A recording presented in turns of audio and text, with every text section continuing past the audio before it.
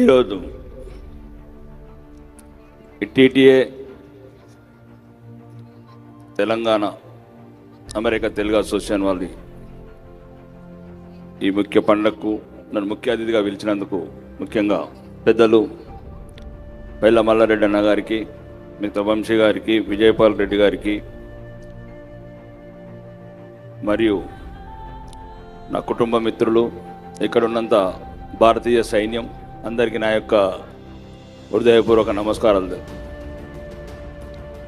ఈరోజు చాలా సంతోషంగా ఉంది.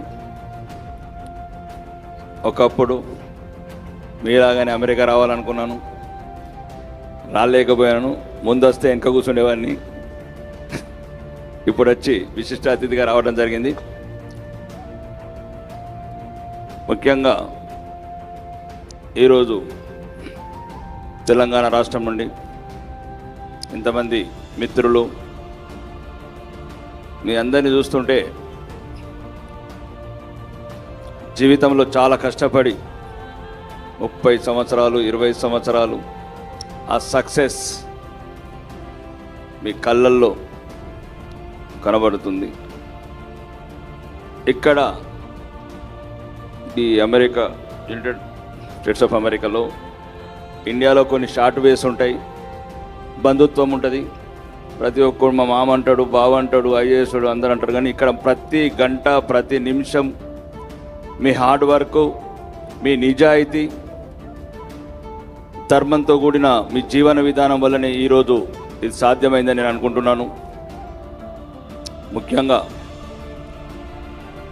ఎన్ఆర్ఐ సోదరులకు చాలామంది మిమ్మల్ని డాలర్లుగా చూస్తారు. నాకు అది ఇష్టం ఉండదు, డాలర్లుగా చూడటం.